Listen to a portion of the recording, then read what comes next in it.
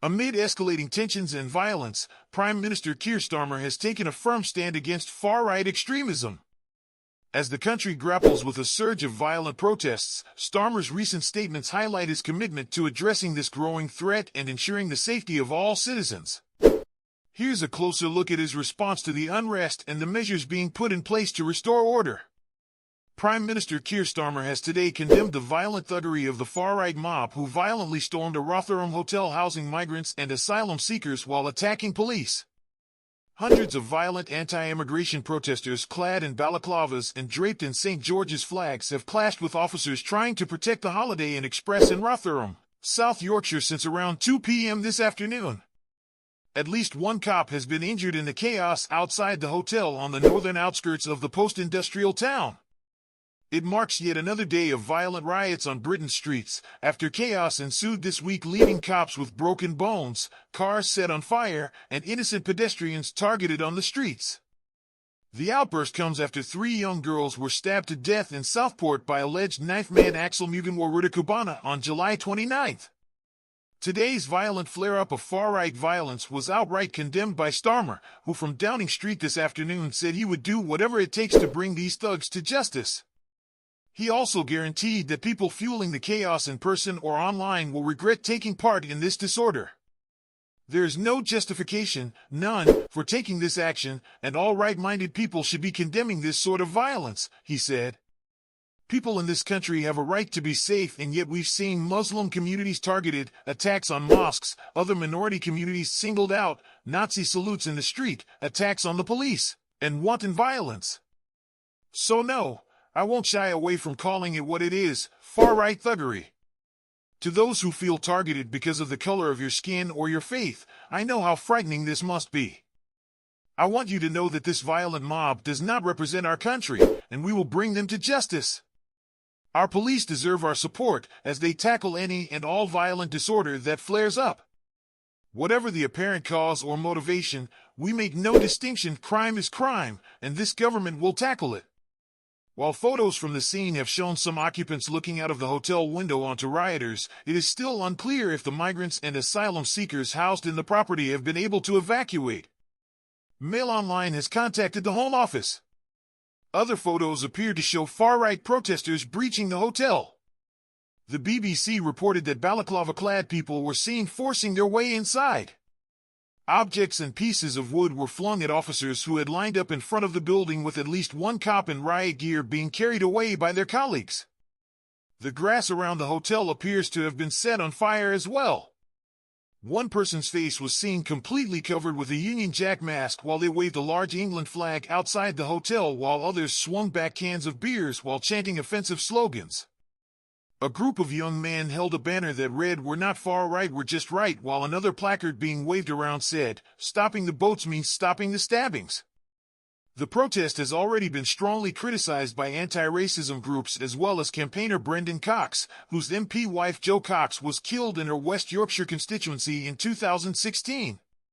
He said, "The scenes in Rotherham aren't a protest, they aren't even a far-right riot, they are an ongoing attempt to murder the men, women, and children inside by burning them alive. The stench of these days will hang around those who incited and justified it for the rest of their lives." An anti-racism counter-protest at the scene has increased tensions for police, who arrived to find banners reading, "Refugees welcome, stop the far right." South Yorkshire's Mayor Oliver Coppett said he is utterly appalled by the violence in Rotherham. "What we're seeing is not protest, it is brutal thuggery directed against some of the most vulnerable people in our society," he said in a statement. "The people carrying out these attacks do not represent the beautiful, brilliant place and people I know. We will come after those carrying out this violence with the full force of the law," he added. Home Secretary Yvette Cooper said on X, "The criminal, violent attack on a hotel housing asylum seekers in Rotherham is utterly appalling. Deliberately setting fire to a building with people known to be inside. South Yorkshire police have full government support for the strongest action against those responsible." Watching the scenes of chaos unfold, former Home Secretary and Tory party leader Hopeful James cleverly said rioters should be hit with the full weight of the law. "There is not and can never be any excuse, justification, or rationale for behavior like this," he tweeted. This should be condemned by everybody, and those taking part should expect to be met with the full weight of the law. IGH, the parent company of the Holiday Inn chain, told the BBC, "The safety and security of our guests and colleagues is always our priority." Elsewhere in Middlesbrough, more than 300 protesters started marching towards the city's cenotaph. They carried a banner that read, "Tom Jones is Welsh, Axel Rudakubana isn't." Rudakubana is the 17-year-old accused of murdering the 3 little girls in Southport and is charged with the attempted murder of 10 others. His parents were born in Rwanda before moving to the UK in 2002. Rudakubana was born in Cardiff in 2006 before moving to near Southport in 2013. Others marching through the city chanted, "We want our country back," as they made their way through the city center. At least 2 people were taken away in handcuffs within the first half hour, while several pieces of slate were thrown, along with vapes and full plastic bottles. Some people kicked bollards into the road so that police vehicles driving ahead of the group could not get through, and one man sat on the bonnet of a police car to stop it from moving. The fresh day of riots comes as Prime Minister Sir Keir Starmer is set to go on holiday with his family, it is understood, a decision which has been slammed by MPs. Tory leadership hopeful Robert Jenrick criticized Sir Keir for the getaway plan, branding it completely wrong amid a period of chaos in the country. No 10 did not dispute the claims when approached by Mail Online, but said the Prime Minister is working this weekend and next week. The disruption across England and Northern Ireland began on Tuesday in Southport after 3 little girls were killed in a knife attack at a Taylor Swift-themed dance class.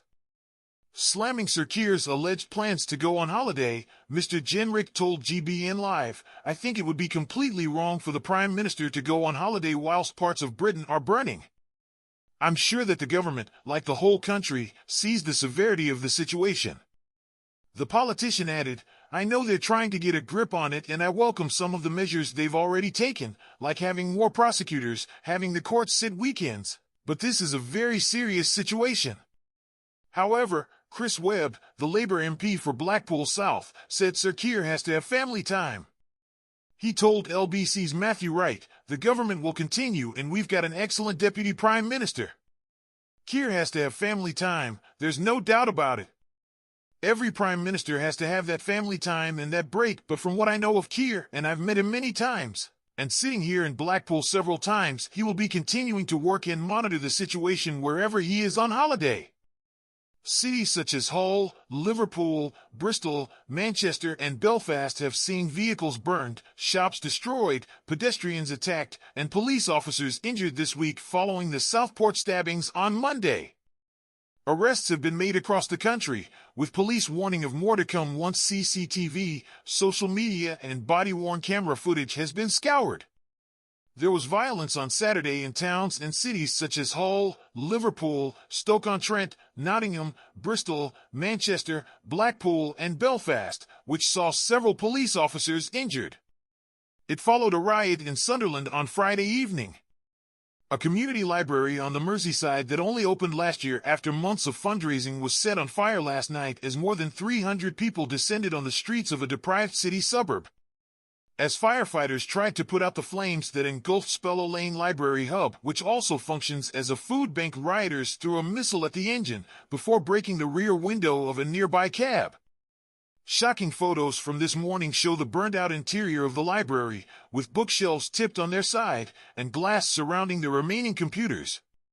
One officer was shoved off his motorbike while another was looked after by colleagues after appearing shell-shocked following a violent confrontation with a protester.